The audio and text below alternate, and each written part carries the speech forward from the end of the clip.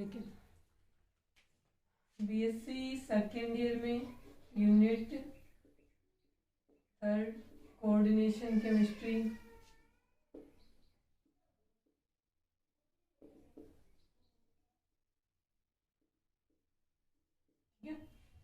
इसमें हम कर रहे थे प्रीवियस ईयर क्वेश्चंस।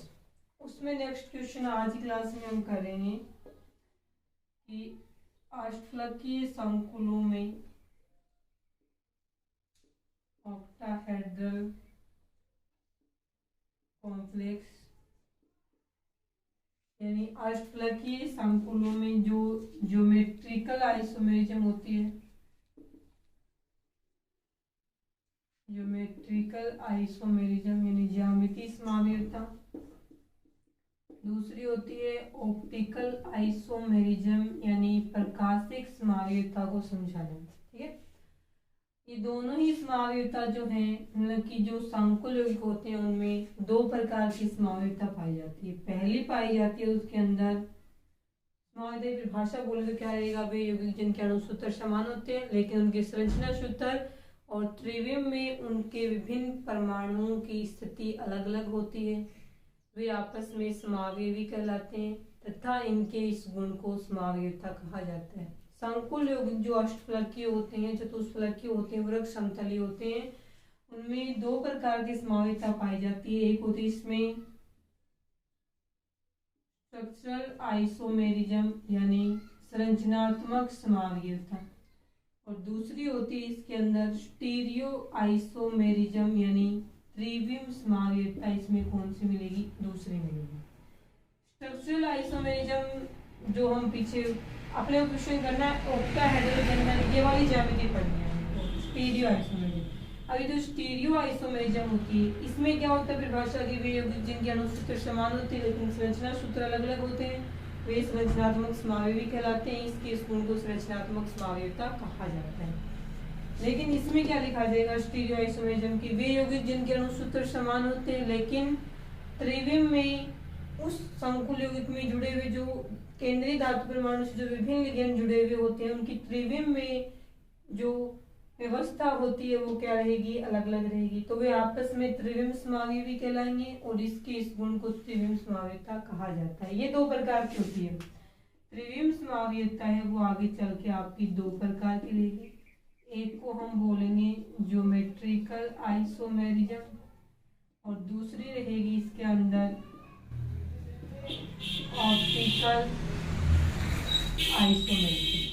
यही पढ़ना है लेकिन अष्टफलकीय संकुलों में पढ़ना है अपने को। अपने क्वेश्चन आए बड़े क्वेश्चन के लिए ज्योमेट्रिकल आइसोमेरिज्म में भी दो ही समावयवी बनते हैं, ऑप्टिकल आइसोमेरिज्म में भी दो ही समावयवी बनते हैं। ज्योमेट्रिकल आइसोमेरिज्म में दो समावयवी बनते हैं, उसमें से एक को हम बोलते हैं सिस और दूसरे को हम क्या बोलेंगे, ट्रांस। ऑप्टिकल आइसोमेरिज्म में दो आइसोमर समावयवी बनते हैं, उसमें एक तो होती है डी फॉर्म और एक होती है एल फॉर्म। ठीक है, ये पढ़ने अपने को ऑक्टाहेड्रल कॉम्प्लेक्स में। ऑक्टाहेड्रल कॉम्प्लेक्स क्या होते हैं, जिनमें संकरण वे संकुल यौगिक जिनके अंदर केंद्रीय धातु परमाणु है उसमें संकरण कौन सा, 6 लिगेंड जुड़े हुए हो धातु परमाणु के साथ में, संकरण चाहे तो उसमें हो sp3d2 और चाहे उसमें संकरण हो d2sp3। दोनों ही कंडीशन में क्या होगा, दोनों ही कंडीशन में ऑक्टाहेड्रल कॉम्प्लेक्स बनेगा, चाहे संकरण sp3d2 हो चाहे संकरण d2sp3 हो। पहले हम इसमें पढ़ लें ज्योमेट्रिकल आइसोमेरिज्म। ज्योमेट्रिकल आइसोमेरिज्म या ज्यामितीय समावयवता पढ़ लेते हैं। ज्यामितीय समावयवता में क्या होगा कि अणु सूत्र समान होंगे लेकिन ज्यामिति बनते टाइम जो समान समूह होते हैं, समान लिगेंड होते हैं, वो पास पास में हो तो सिस बनेगा, दूर दूर हो एक दूसरे के ट्रांस पे हो, दूर दूर का मतलब ट्रांस पे लिखा दे रहे हैं यहाँ पे, ट्रांस पे हो तो वहां क्या बनेगी, सॉरी एक दूसरे की अपोजिट पोजीशन पे हो तो कौन सा आइसोमर बनेगा, ट्रांस वाला बनेगा। अब इसके एग्जांपल बढ़ेंगे। सबसे पहले हम एग्जांपल पढ़ रहे हैं इसमें एम एक नंबर पे M A2 Oxford type complex, Ma2 Oxford type complex है इसके अंदर। ठीक है, ए और एक्स, एम तो यहाँ पे कोई धातु परमाणु है, ए और एक्स दोनों ही क्या है, यहाँ पे लिगेंड है, 6 लिगेंड जुड़ने चाहिए, तो ये 6 है, 4 और 2 6, सारे के सारे क्या है, मोनोडेंटेट लिगेंड है। 2 एक जैसे हैं, 4 एक जैसे हैं। इसका एग्जाम्पल हम इससे ले लें, CO NH3 4 Cl2 +1, ये हम शंकु ले लिया। अब देखते हैं इसके दो ऑक्टाहेड्रल है, दो एक जैसे है ना, तो ए की जगह Cl आ गया, एक्स की जगह NH3 आ गया, दो बनाते हैं इसकी ऑक्टाहेड्रल है, ये अपने को पता ही है, ये बन गया इसका फर्स्ट फॉर्म। फर्स्ट में क्या किया हमने, यहां से जोड़ेंगे Cl Cl, दो जुड़ गए, 4 इसमें जुड़े हुए हैं NH3, ये चारों जुड़ गए, फर्स्ट तो ये बन गया। सेकेंड हमने इसका बना लिया इस प्रकार से, ये कोबाल्ट केंद्रीय धातु परमाणु है इसमें,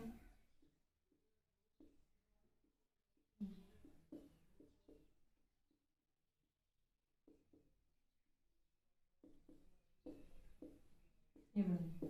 अब देखें समान समय इससे तो 4 है, इससे पता नहीं चलेगा, दो एक जैसे हैं क्लोरीन, पास पास में एक दूसरे के पास पास में, तो जो आइसोमर बनता है उसको हम क्या बोलते हैं, सिस आइसोमर बोलते हैं, समकक्ष बोलते हैं हिंदी में, इंग्लिश में इसको सिस बोलते हैं। इसमें दोनों जो समान समूह है जो इसमें पास पास में थे, इस वाले दोनों एक दूसरे के अपोजिट पोजीशन पे हैं, अपोजिट में होने के कारण से इसको हम क्या बोलते हैं, ट्रांस आइसोमर या विपक्ष समवायी भी कहा जाता है। ये समकक्ष है, हिंदी में इसको बोला जाएगा समकक्ष समवायी, और इसको बोला जाएगा यहाँ पे विपक्ष समवायी। ये हो गया फर्स्ट टाइप के जो कॉम्प्लेक्स है उनके अंदर ज्यामिति समवायिता। ठीक है, उसके बाद में हम पढ़ते हैं इसमें ज्यामिति समवायिता की चल रही है अपनी। सेकेंड टाइप के कॉम्प्लेक्स देखते हैं इसके बारे में। सेकेंड टाइप के कॉम्प्लेक्स में हमने देख लिया यहाँ पे कि MA3 type complex, MA3 type के जो कॉम्प्लेक्स है वो अपने को यहाँ पे देखने, देखो मतलब 6 लिगेंड होने चाहिए, 6 की 6 है ना, इसमें 3 एक जैसे हैं और 3 एक जैसे हैं, ये भी यहाँ पे मोनोडेंटेड है और एक्स भी क्या है यहाँ पे मोनोडेंटेड है। अब देखिए इसका एग्जांपल करें तो COCl3 NH3 तीन एक जैसे हैं इसके अंदर। ठीक है, अब इसके दो फॉर्म बनाते हैं, तो वही कोबाल्ट केंद्रीय धातु परमाणु है यहाँ पे,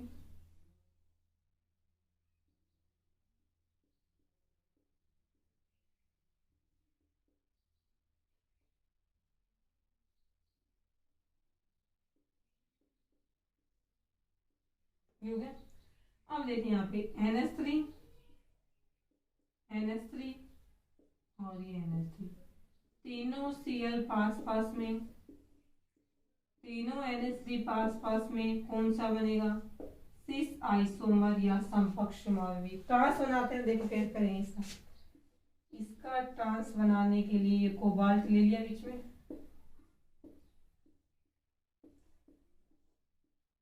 Cl एक Cl को आप यहाँ छोड़ दो, कोई बात नहीं, ये Cl हो गया, या फिर आप इस Cl को यहाँ ले सकते हो, यानी यहाँ पे इनकी पोजीशन इंटरचेंज कर दी, Cl यहाँ आ गया, NH3 यहाँ चला दिया, बाकी NH3 यहाँ दो।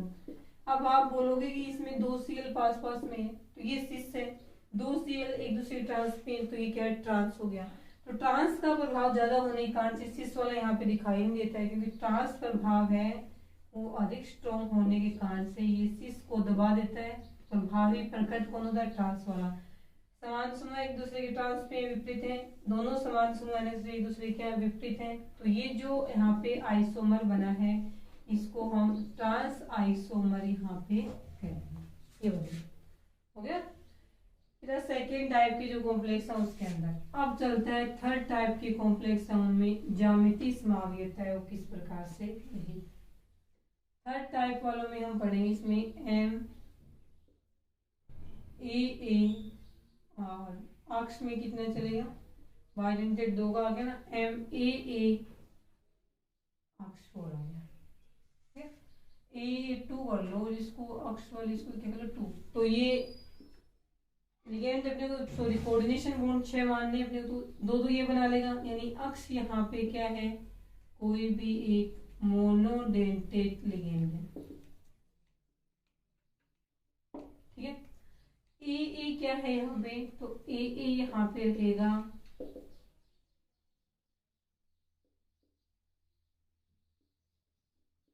Bidentate ligand. अब एक बाइडेंटेट लिगेंड, तो एक लिगेंड दो बॉन्ड बनेगा, दो है तो कितने बनाएंगे, चार बना लेंगे, दो ये बना लेंगे, हो गए 6 लिगेंड, हो गए 6 बॉन्ड इसके अंदर। ठीक है, इसका जो एग्जाम्पल पढ़े हम, तो एग्जाम्पल में देखें, इसका एग्जाम्पल चलेगा आपके कोबाल्ट वाले ले लो आप, कोबाल्ट En2 Cl2, ये ले लिया आपने। ठीक है, यहाँ पे +1 आ जाएगा। अब देखें बनाते हैं इसको, कोबाल्ट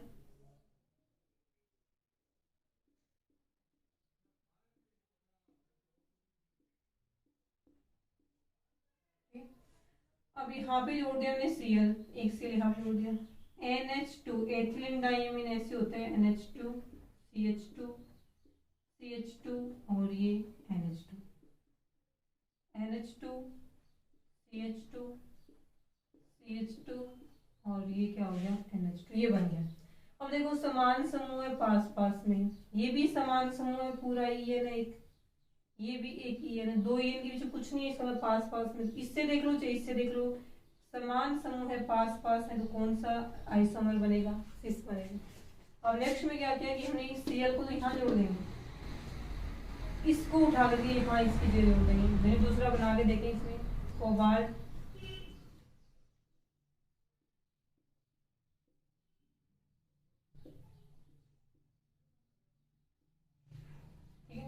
देखिए समान समूह है एक दूसरे के विपरीत में, सॉरी NH2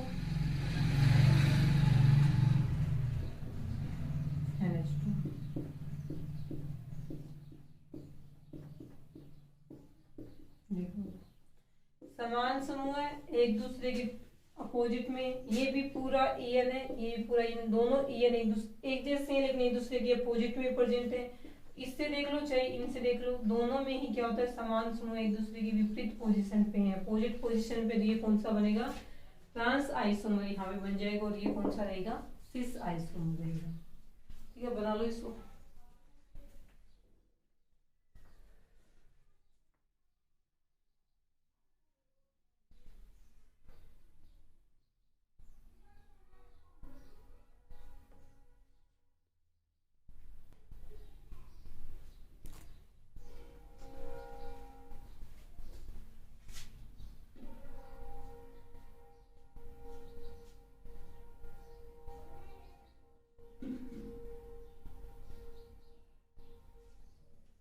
बाद देखें, ये होगी आपकी ज्यामिति समावेशता कंप्लीट। अब पढ़ेंगे हम इसमें ऑप्टिकल आइसोमेरिज्म। सबसे पहले तो आप देखें प्रकाशिक जो समावेशता है उसकी डेफिनेशन क्या रहेगी। तो प्रकाशिक समावेशता की जो परिभाषा है उसमें क्या लिखा जाएगा, उसमें हम लिखेंगे प्रकाशिक समावेशता वाले में लिखा जाएगा यहाँ पे वे यौगिक जिनमें मिरर इमेज बनती ना, दोनों समावी जिनमें अणुसूत्र समान हो लेकिन दोनों समावी आपस में एक दूसरे के मिरर इमेज हो, दर्पण प्रतिबिंब बनाते हो, तो वे आपस में ऑप्टिकल आइसोमर्स यानी कि प्रकाशिक समावी कहलाते हैं। और इनके इस गुण को ऑप्टिकल आइसोमेरिज्म या प्रकाशिक समावेशता कहा जाता है। एग्जाम्पल से समझते हैं, पहले टाइप के कॉम्प्लेक्स ले लिए M और साथ में हमने ले लिए यहाँ पे MAA3 ऑक्टेहेड्रल है, M कोई धातु परमाणु है और AA यहाँ पे कोई भी एक बाइडेंटेट लिगेंड है। एक बाइडेंटेट लिगेंड है, डबल है, दो बॉन्ड बनाएगा, तीन है तो कितने बना लेंगे, 6 बॉन्ड। अपने को सिर्फ 6 कोऑर्डिनेशन बॉन्ड ही चेक करने, तो ये एक ऑक्टाहेड्रल कॉम्प्लेक्स है। एग्जाम्पल देखें तो इसका एग्जाम्पल हम यहाँ पे पढ़ लेते हैं, COE आयन 3, ये समझना बनाते हैं इसमें, ये कोबाल्ट बन गया।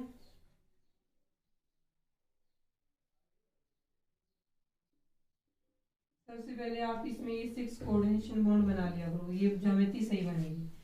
अब हमने क्या किया कि यहाँ पे हमने जोड़ दिया NH2 CH2 CH2 और NH2। पहला क्या हो गया पहला एथिलीन डायमीन EN जुड़ गया यहाँ पे, ठीक है।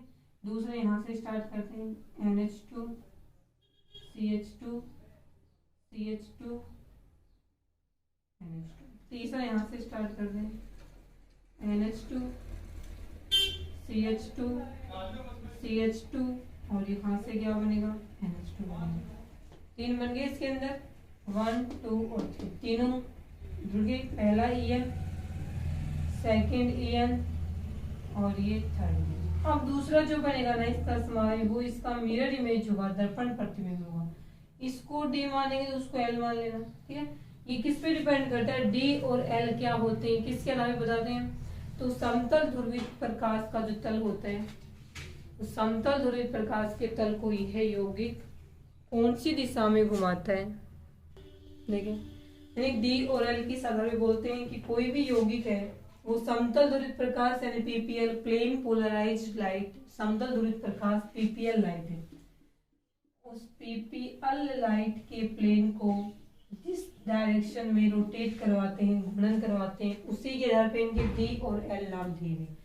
यदि ये वाला यौगिक है वो इसके ऊपर PPL लाइट डाली जाए, समतल ध्रुवित प्रकाश प्लेन पोलराइज्ड लाइट डाली जाती है, तो ये उस प्रकाश के तल को यदि क्लॉकवाइज डायरेक्शन में रोटेट करवा देता है, ठीक है, तो ये क्या हो जाएगा, डेक्स्ट्रोरोटेटरी हो जाएगा, दक्षिण ध्रुवण घूर्णक हो जाएगा। तब इसको हम क्या बोलेंगे कि ये क्या है, D फॉर्म है, ठीक है। लेकिन यदि दूसरा इसका जो समावेश बनाएंगे हम, दर्पण प्रतिबिंब बनाएंगे, वो क्या करता है, प्लेन पोलराइज्ड लाइट यानी समतल ध्रुवित प्रकाश के तल को एंटी क्लॉकवाइज डायरेक्शन में रोटेट करवा देता है, तो उसको हम क्या बोलेंगे, लीवो रोटेटरी या वाम ध्रुवण घूर्णक या L फॉर्म बोलेंगे। तो दूसरी जो बनेगी, अब जरूरी नहीं है ये वाले D फॉर्म हो सकता है, ये L फॉर्म, ये D फॉर्म होता है, ऐसे लिख रहे हैं। प्रैक्टिकल करने पर पता चलता है कौन सा D फॉर्म और कौन से वाला L फॉर्म। मिरर इमेज बनाना है, मिरर को इसको ऐसे करना, उठा के इसको ऐसे रख देना है, ऐसे ऐसे रख दिया। ये वाले जो है वो इस साइड आएंगे और ये वाला इस साइड ऐसे जाएगा, तो ये वाला यहाँ बनेगा। यानी ये जो आपका बनेगा ये कोबाल्ट है, इसमें केंद्रीय धातु परमाणु, और ये ऑक्टाहेड्रल ज्योमेट्री बनेगी, NH2 CH2 CH2 और NH2 NH2 CH2 CH2 NH2 NH2 CH2 CH2 और ये NH2, ये बनेगी। अब इसको देख लो, इसको ऐसे करोगे ना, ये वाले दोनों यहाँ रह जाएंगे और ये ऐसे करे पूरा यहाँ से उठाओ, इस बॉन्ड को पकड़ो, पकड़ के इसको ऐसे कर दो, तो ये वाला जो हो तो उस साइड जाएगा, ये वाले है वो इस साइड हो जाएंगे। ये हो जाएगा इसका फर्स्ट एग्जाम्पल, MAA3 टाइप जो संकुल है उनका एग्जाम्पल हो जाएगा ये। उसके बाद देखें दूसरे टाइप के जो कॉम्प्लेक्स हैं, उसमें दूसरे टाइप के कॉम्प्लेक्स में चलेगा इसके अंदर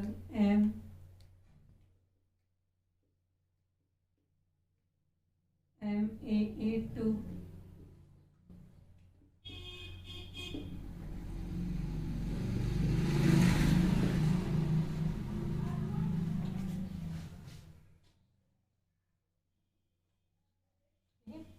MAA2 टाइप की जो कॉम्प्लेक्स है वो यहाँ पे पढ़ देखें। इसके अंदर एग्जाम्पल देखा जाए तो कोबाल्ट EN2 बाइडेंटेड लिगेंड है और ये बनेगा Cl2+1 बनेगा। देखें एक फॉर्म बनाते हैं इसकी, कोबाल्ट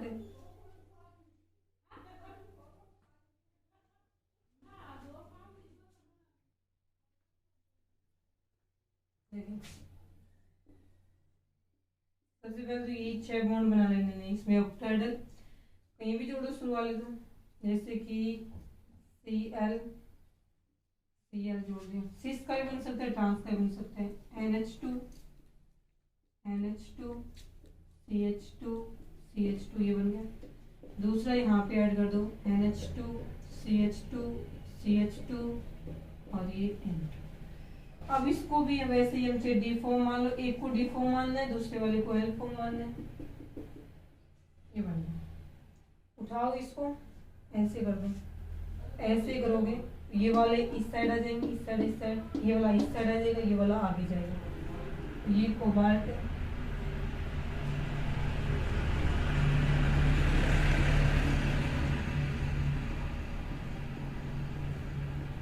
ये बन गया।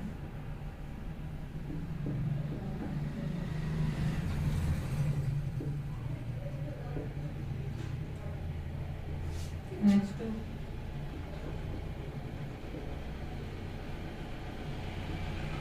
ये बन गया।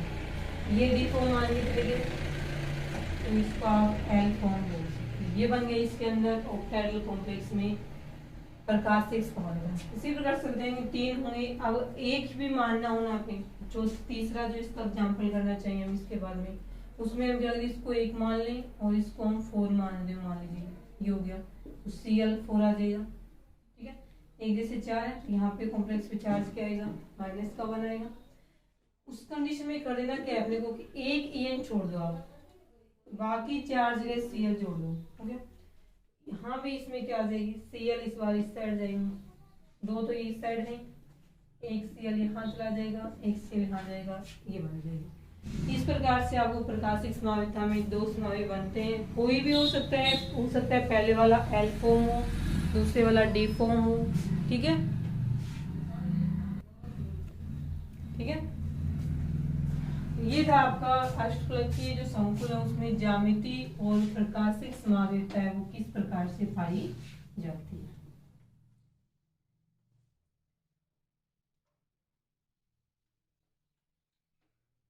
उसके बाद में देखें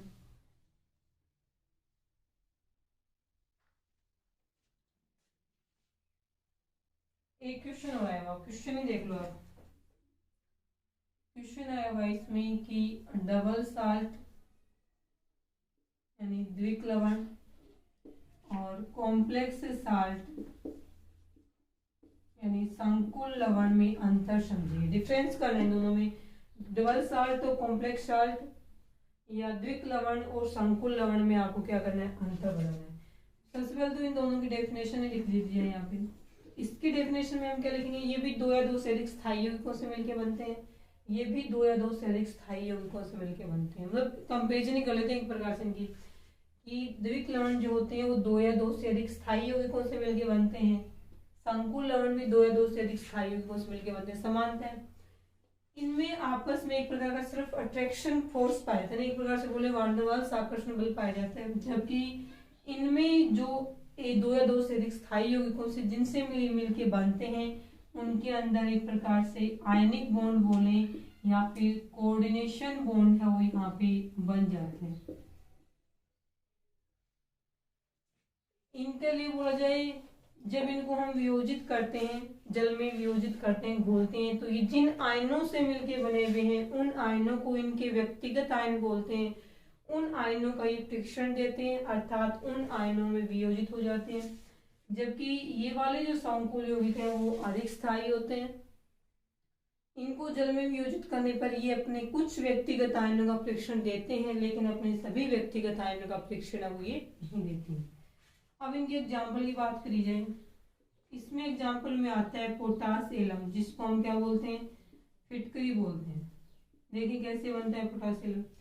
इसमें आता है K2SO4 प्लस में Al2SO4 थ्राइस 2 प्लस में 24H2।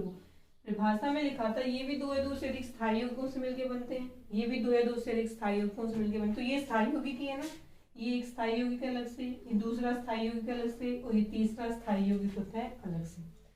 आपस में जुड़ के इस प्रकार से बना लेंगे K2SO4 dot Al2SO4 thrice dot 24H2। तो ये जो बना है ना इसमें डॉट डॉट इनके बीच में अट्रैक्शन फोर्स है, कोई आयनिक बॉन्ड तो बना नहीं है, तो ये क्या है, फिट करिए। जब हम इसको जल में वियोजित करते हैं तो ये पोटेशियम आयन भी बनाता है, एल्यूमिनियम आयन भी बनाता है, सल्फेट आयन भी बनाता है। यानी यही तो आयन है ना इसके अंदर, potassium ion, sulphate ion, aluminium ion, sulphate ion. तो इसको जल में बोलते हैं। ये अपने जो जितने भी व्यक्तिगत आयन हैं जिनसे ये मिलके बना है उन सभी का ये फ्रिक्शन दे देता है अर्थात ये अपने सभी व्यक्तिगत आयनों में वियोजित हो जाते हैं। अब इनकी बात करें, ये तो कुछ आयनों में तो ये भी वियोजित होता है लेकिन सभी में नहीं होते हैं। आप इसका एग्जाम्पल और देख लें। एग्जाम्पल है KCl प्लस में MgCl2 प्लस में 6H2, इससे मिलके बनता है KCl डॉट में MgCl2, Mg जैसे ना वैसे डॉट लगा के लिख दिया इनको, ये 6H2, ये जो बनता है इसका नाम है कार्डियोलाइट। कई बार तो शायद डायरेक्ट पूछ लेते हैं कि पोटासियम और कार्डियोलाइट का फॉर्मूला लिखो, तो आपको ये फॉर्मूला याद रखना। इसमें ये वाला जो है ना ये ज्यादा इंपॉर्टेंट है, ये लगभग आता ही रहता है। कार्डियोलाइट है ये वाला, इसको जब हम जल में वियोजित करते हैं तो ये भी पोटेशियम आयन, क्लोराइड आयन और मैग्नीशियम आयनों में वियोजित हो जाता है। इसमें क्या आएगा, ये भी दो या दूसरे स्थायी यौगिकों से मिलकर बनते हैं, लेकिन इनमें यौगिकों के बीच में क्या होता है, कोऑर्डिनेशन बॉन्ड पाया जाता है। बन जाता है, आयनिक बॉन्ड भी बनता है, कोऑर्डिनेशन बॉन्ड दोनों ही बनते हैं। जैसे कि हमने लिख दिया यहाँ पे 4KCl प्लस में FeCN2, ये दो यौगिक हैं, आपस में जुड़ के इन्होंने बना लिया K4FeCN6, 4 यहाँ से आगे, CN2 यहाँ से आगे, ये बन गया संकुल। तो ये देखो इसमें इन पोटेशियम आयनों और इस संकुल के बीच में क्या बना हुआ है, आयनिक बॉन्ड। हमने बोला था नहीं, ये आयनिक बॉन्ड से आपस में जुड़ जाएंगे, आयनिक बॉन्ड बन गया। यहाँ पे ये धातु है, ये लिगेंड है, इन लिगेंड और धातु के बीच में कौन सा बॉन्ड पाया जाएगा, कोऑर्डिनेशन बॉन्ड या उपसह संयोजक बंध वो यहाँ पे पाया जाता है। अब हम इसमें क्या करेंगे, इसको जल में वियोजित करेंगे, क्योंकि आगे भी जो देखना है ये तो बात सही है, दो या दो से अधिक स्थायी यौगिकों से मिलकर बनता है, तो इसमें उन यौगिकों के बीच में जो आयन्स हैं उनके बीच में आयनिक और उपसह संयोजक बंध बन जाते हैं। बन गए, जल में वियोजित किया तो ये इस प्रकार से वियोजित हुआ 4K पॉजिटिव प्लस में FeCN6 नेगेटिव 4, यानी यहाँ तो पोटेशियम आयन थे, साइनाइड आयन थे, Fe+2 आयन था, लेकिन यहाँ पे क्या बन रहा है, यहाँ पे सिर्फ ये वाले आयन बन रहे हैं।